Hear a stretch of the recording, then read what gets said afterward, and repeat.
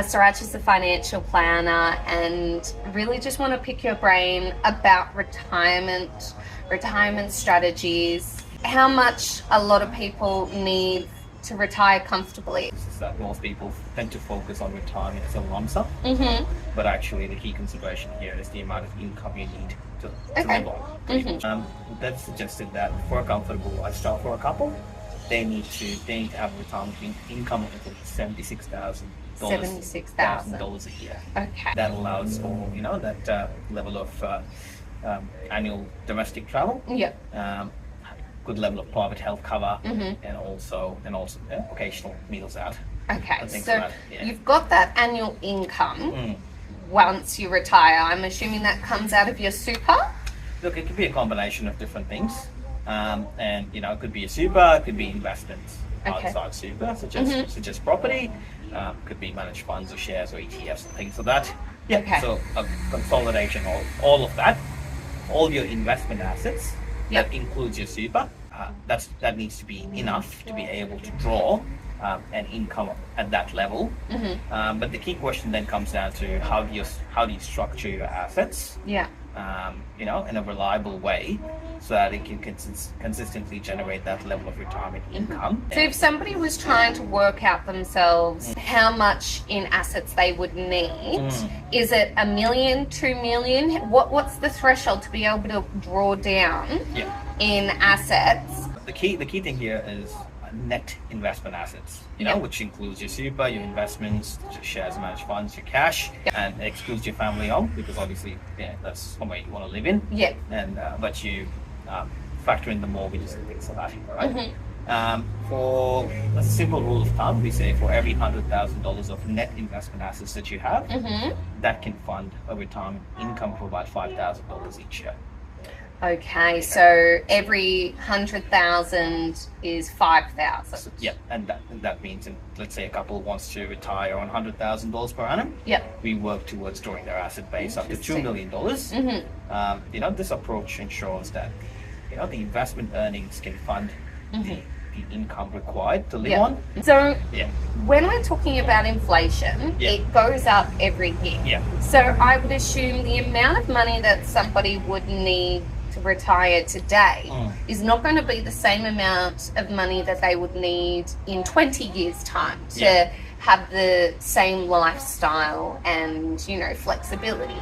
How do you work out inflation and the difference of, okay, well, this is how much you'll need for today, but if the cost of living keeps going up in 20 years' time, this is how much you'll need? Yeah, sure. Look, investments, they typically earn about 7 to 8% per year. Let's say 7%, after taking any considerations towards tax and things like that. Let's say the income that's being the retirement income they live on, that goes up by 3% each year. Okay. Right? So if the asset base is generating 5% of income, that can meet the living expense needs, right? The living expense needs, but then there's obviously a period of time that it can meet the living expense needs adjusted to inflation. Okay. Because of the asset base growing by 2 to 3% each year. Yeah. And that sort of can meet that for the first 20 years, but eventually, inflation gets to a level at which, it starts to roll down on the capital value. It's a really big issue because a lot of people are already struggling. And I read a couple of years ago, they said to retire comfortably, at that time, you needed a minimum of $2 million to retire comfortably, travel if you wanted, and not be looking at your paycheck or your income drawings.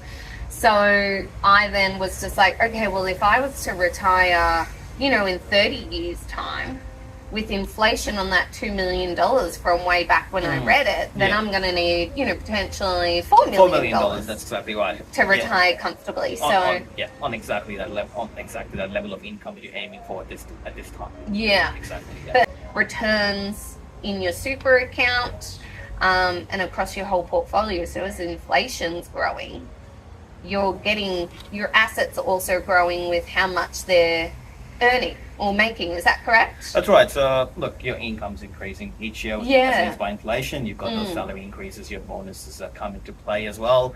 the amount of super contributions you're putting in. Yep. So the key ways you could probably think about is obviously, extra super contributions. Yep. You're paying down your loan quicker, your mortgage quicker. Mm-hmm. That's another way. That's another way your asset base is building. Yep.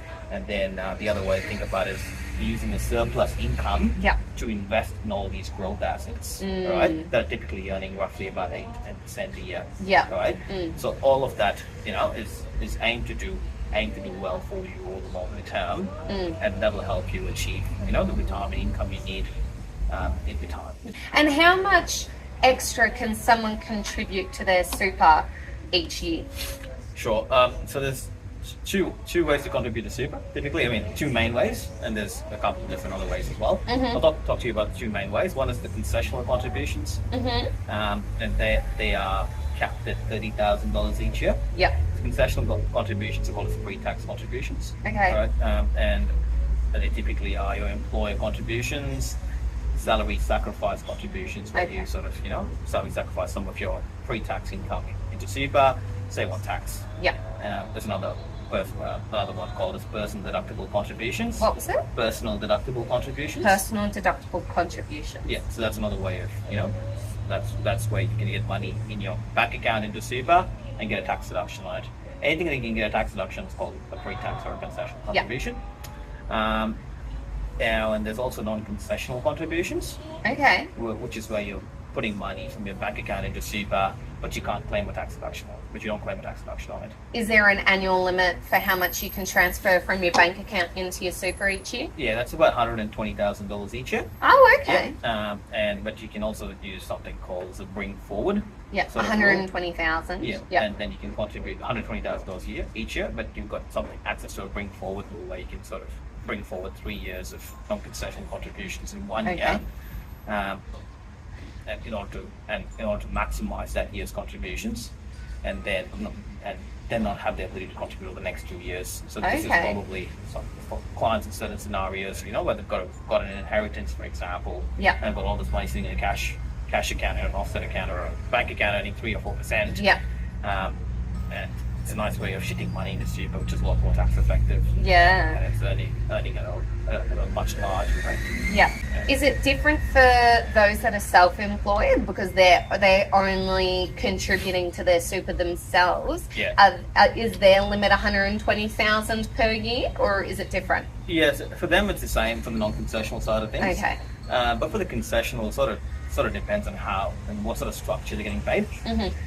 For someone who's a sole trader, they don't need to pay themselves super. Yeah. So for them, they've got the ability to put the full $30,000 of payment tax deduction on that. Okay. Yeah.